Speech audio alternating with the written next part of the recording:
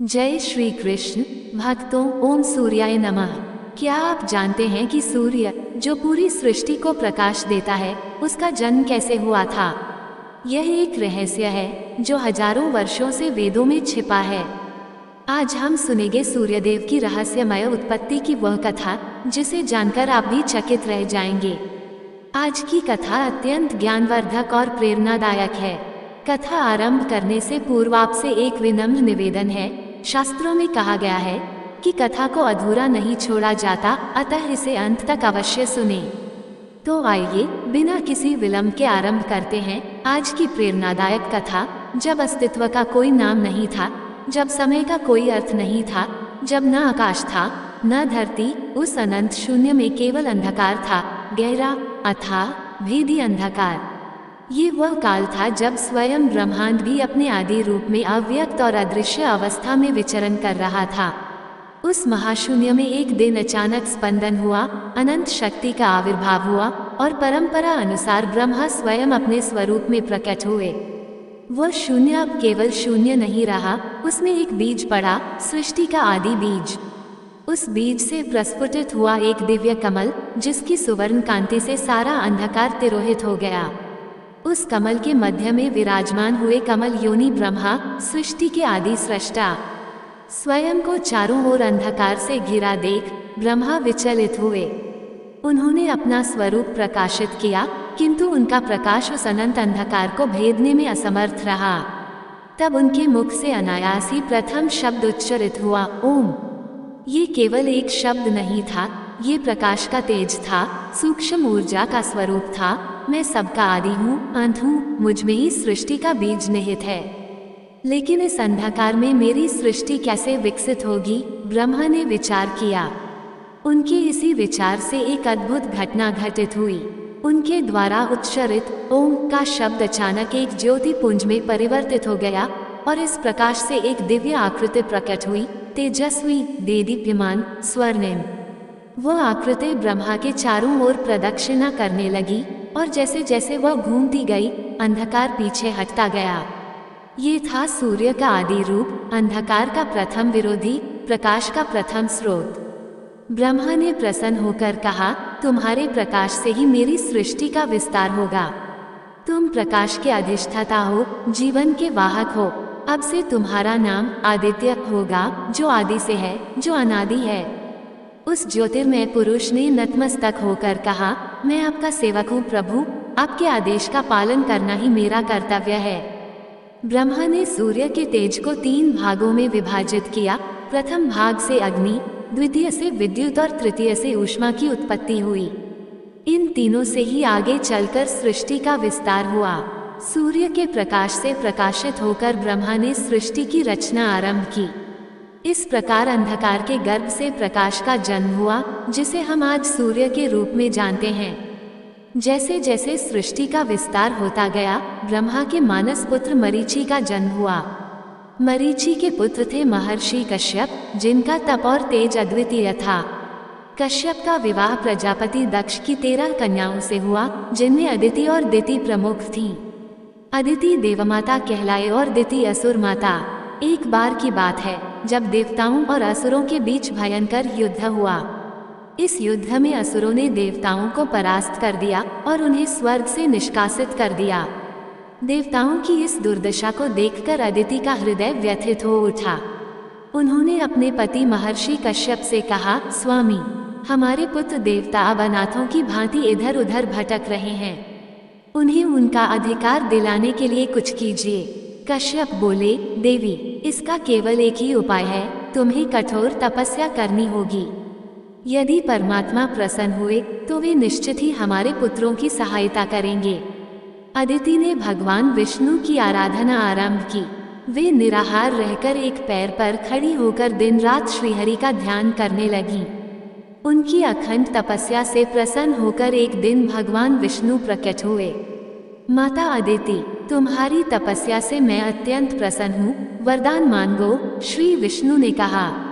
अदिति ने अत्यंत नम्रता से कहा, प्रभु, मेरे पुत्रों को उनका स्वर्गलोक वापस दिलाए, उन्हें पुनः उनका अधिकार प्राप्त हो।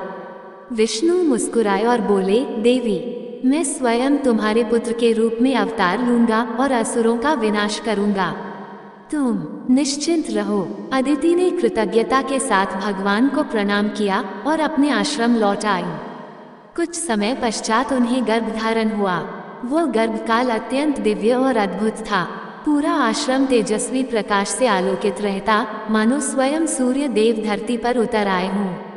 परंतु जैसे जैसे समय बीतता गया, गर्भ में स्थित शिशु का तेज इतना तीव्र होता गया कि अदिति के लिए उसे धारण करना कठिन हो गया।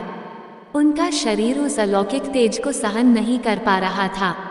पीड़ा से व्याकुल होकर अदिति ने अपने पति कश्यप से कहा, स्वामी, मेरे गर्भ में स्थित शिशु का तेज मेरे शरीर को जला रहा है, यह मुझसे सहन नहीं हो रहा है। कश्यप ने समाधि में स्थित होकर दिव्य दृष्टि से देखा और उन्हें सत्य का भान हुआ। उन्होंने कहा, देवी, तुम्हारे गर्भ में स्वयं सूर्य तेज विराजमान है। ये ब्रह्मा जी द्वारा उत्पन्न आदि सूर्य का अंश है, जो अब मानवी स्वरूप में जन्म लेने जा रहा है। ये सुनकर अदिति और भी अधिक चिंतित हो उठी। कश्यप ने उन्हें धैर्य बंधाते हुए कहा, मैं अपनी मंत्र शक्ति द्वारा तुम्हारे गर्भ के तेज को कम कर देता हूँ, जिससे तुम्हें कुछ शांति प्राप्त हो सके। कश्यप ने मंत्रोच्चार किया और अपनी योग शक्ति से अदिति के गर्भ को 2 भागों में विभाजित कर दिया। एक भाग में शिशु रहा और दूसरे में उसकी अधिकतम तेजस्विता। समय आने पर अदिति ने एक अत्यंत तेजस्वी पुत्र को जन्म दिया, जिसका संपूर्ण शरीर स्वर्णिम आभा से चमक रहा था। उसके जन्म लेते ही चारों दिशाओं में दिव्य प्रकाश फैल गया। आकाश में देव दुंदुभियां बज उठीं और देवताओं ने पुष्प वर्षा की। किंतु उसी क्षण एक विलक्षण घटना घटित हुई। जब बालक अदिति के गर्भ से बाहर आया, तब गर्भ का आधा भाग अभी भी भीतर ही रह गया, जिसमें बालक का शेष तेज समाहित था। ऋषि कश्यप ने अपनी दिव्य दृष्टि से यह अद्भुत स्थिति देखी और प्रसव की प्रक्रिया को पूर्ण कर उस अर्धांग को भी बाहर निकाला। इस प्रकार अदिति के गर्भ से 2 अलग अलग रूपों का जन्म हुआ, एक जीवित बालक और दूसरा तेजस्वी अंड। चूंकि वह बालक अर्धंड से उत्पन्न हुआ था, अतः उसका नाम पड़ा मार्तंड, अर्थात वह सूर्य जो अर्धंड से उत्पन्न हुआ। बालक के शरीर का अधिकांश तेज उस दूसरे भाग में समाहित था, जिसे आकाश में स्थापित किया गया, और वही तेजस्वी गोला कालांतर में सूर्य कहलाया। इस प्रकार मार्तंड सूर्य 2 रूपों में विद्यमान हुए, एक मानवी रूप में और एक आकाशीय तेज गोलक के रूप में। उनके जन्म से ही असुर भयभीत होकर भाग खड़े हुए और देवताओं को पुनः स्वर्गलोक प्राप्त हो गया। इस प्रकार देवमाता अदिति और महर्षि कश्यप के पुत्र रूप में मार्तंड सूर्य का जन्म हुआ, जिन्हें विवस्वान के नाम से भी जाना जाता है। मार्तंड सूर्य का तेज दिन प्रतिदिन बढ़ता गया। उनके शरीर से निकलने वाली किरणें इतनी प्रखर थीं कि कोई भी उनके समीप जाने का साहस नहीं कर पाता था। स्वयं माता अदिति भी उनके निकट आने से भयभीत रहती थीं। सूर्यदेव अपनी इस स्थिति से अत्यंत व्यथित हो उठे। वे अकेलेपन और उपेक्षा से घिर गए थे। एक दिन भगवान शिव कैलाश से भ्रमण करते हुए उस स्थान पर पहुंचे जहां सूर्य ध्यान में लीन थे। शिव का ध्यान उस अलौकिक तेज की ओर गया जो सूर्य से निकल रहा था। ये कौन है जिसका तेज इतना असहनीय है? शिव ने सोचा। उन्होंने अपने तीसरे नेत्र से देखा और जाना कि ये तो स्वयं मार्तंड सूर्य हैं, जो अपने ही तेज से व्याकुल हैं। शिव ने स्नेहपूर्वक पूछा, हे मार्तंड, क्या तुम स्वयं अपने तेज से क्लांत और पीड़ित नहीं हो? सूर्य ने सिर झुकाकर उत्तर दिया, हे महादेव, मेरा तेज इतना प्रखर है कि कोई भी मेरे समीप नहीं आता।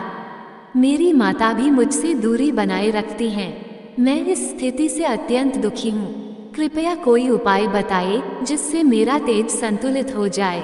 भगवान शिव ने करुणा से देखा और बोले, हे सूर्य, मैं तुम्हारे तेज को 3 भागों में विभाजित कर दूंगा, जिससे तुम्हारा जीवन सहज हो सकेगा और सृष्टि भी संतुलित रूप से प्रकाशित हो सकेगी।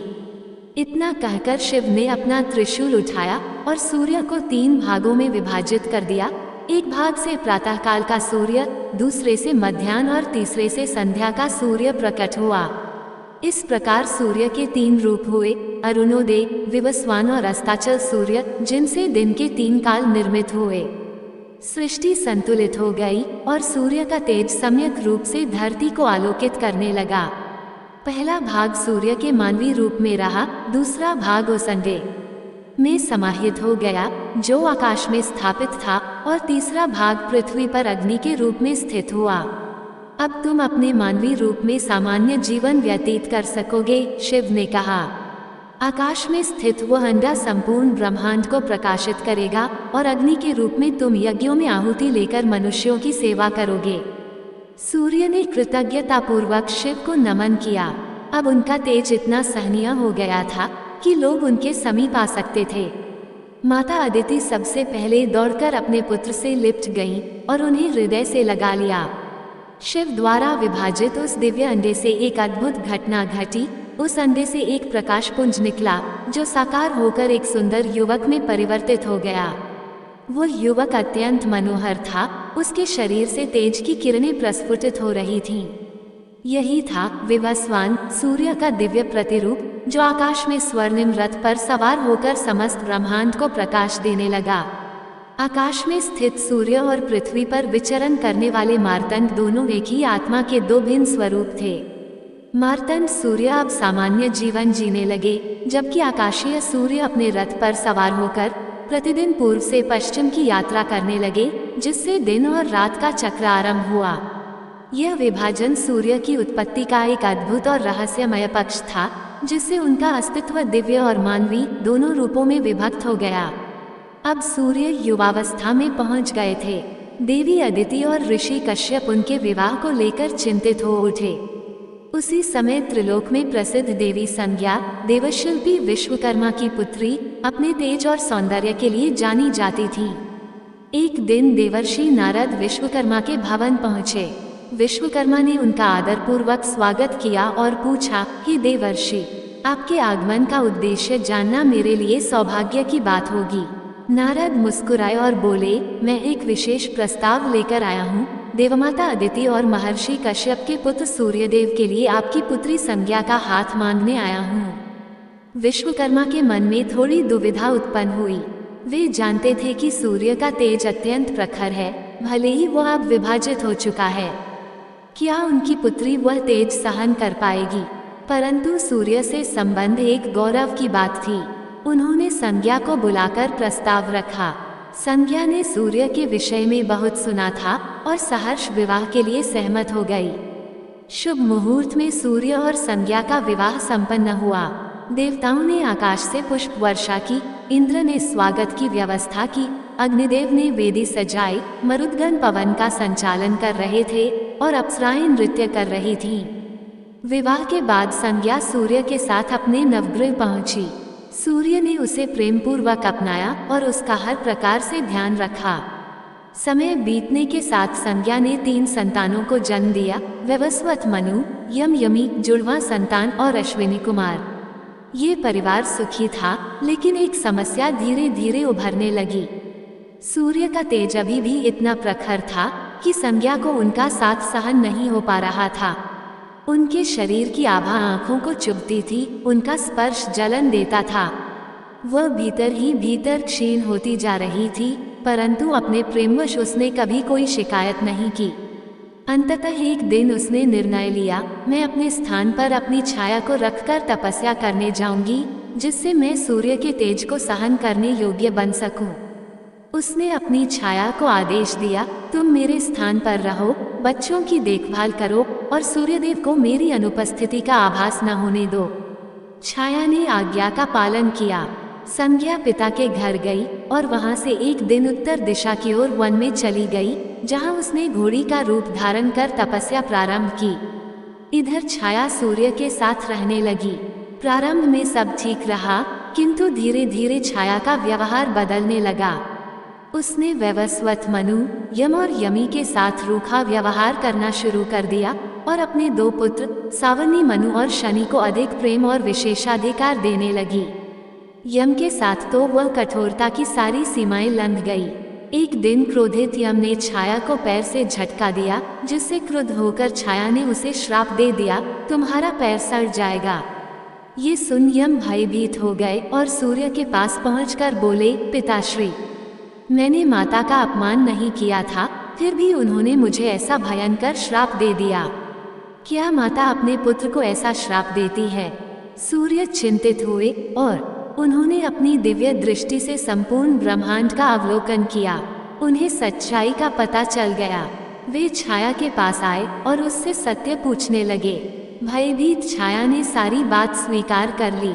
संज्ञा की पीड़ा, उसका वनगमन और छाया के रूप में स्वयं के रहने की बात। सूर्य यम को सांत्वना देते हुए बोले, पुत्र, तुम्हारा पैर नहीं सड़ेगा, किंतु उसमें कीड़े पड़ेंगे और उसी से मानव जाति उत्पन्न होगी। तुम मृत्यु के देवता बनोगे और जीवों का न्याय करोगे। फिर सूर्य संज्ञा की खोज में चल पड़े।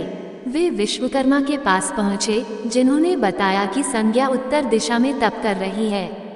सूर्य ने भी घोड़े का रूप धारण किया और उत्तर दिशा की ओर चल पड़े। हिमालय की एक घाटी में उन्हें तपस्या करती घोड़ी रूपी संज्ञा दिखाई दी। संज्ञा उन्हें देख भागने लगी। सूर्य भी पीछे दौड़े। दोनों एक दूसरे के चारों ओर चक्कर काटने लगे और उसी समय उनके संयोग से अश्विनी कुमार द्वितीय का जन्म हुआ। अंततः सूर्य ने अपना रूप प्रकट किया। संज्ञा उनके चरणों में गिर पड़ी और क्षमा मांगने लगी। सूर्य ने उसे उठाया और कहा, तुमने मुझसे अपनी व्यथा क्यों नहीं कही? संज्ञा ने आंसुओं के साथ उत्तर दिया, स्वामी, मैं आपको दुखी नहीं करना चाहती थी। सूर्य उसे लेकर विश्वकर्मा के पास गए और आग्रह किया, हे देवशिल्पी, मेरा तेज कम कीजिए, जिससे मेरी पत्नी मेरे साथ रह सके। विश्वकर्मा ने एक खरादी पर सूर्य को रखकर उनका तेज रगड़कर कम किया। जैसे जैसे तेज कम हुआ, सूर्य का रूप और सौम्य होता गया। उसी तेज की धूल से उन्होंने देवताओं के दिव्य अस्त्र बनाए। विष्णु का सुदर्शन चक्र, शिव का त्रिशूल, कुबेर की गदा, कार्तिकेय का शक्ति अस्त्र और पुष्पक विमान। ये सब देखकर संज्ञा भाव विभोर हो उठी।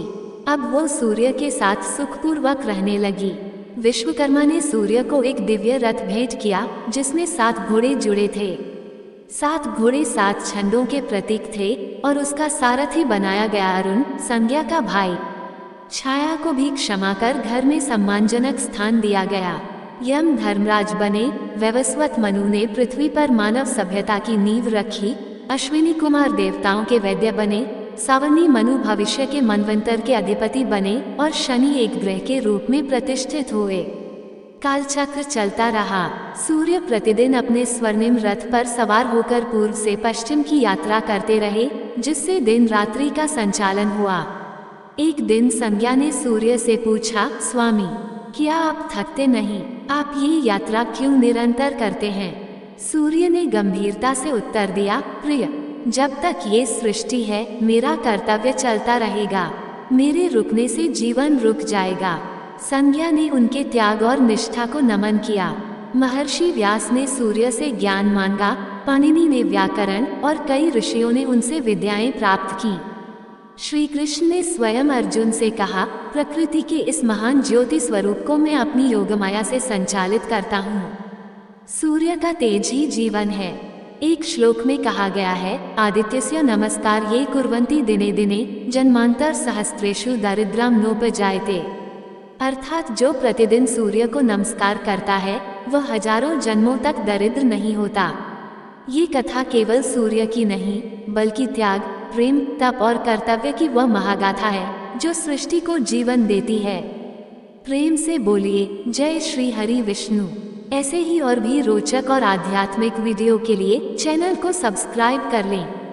दोस्तों, आपको ये कथा कैसी लगी, कृपया कमेंट करके जरूर बताएं। वीडियो पसंद आया हो तो लाइक करें और अपने दोस्तों के साथ शेयर करें। कमेंट बॉक्स में जय श्री कृष्ण लिखना ना भूलें। फिर मिलते हैं एक और दिलचस्प वीडियो के साथ। धन्यवाद। जय श्री कृष्ण।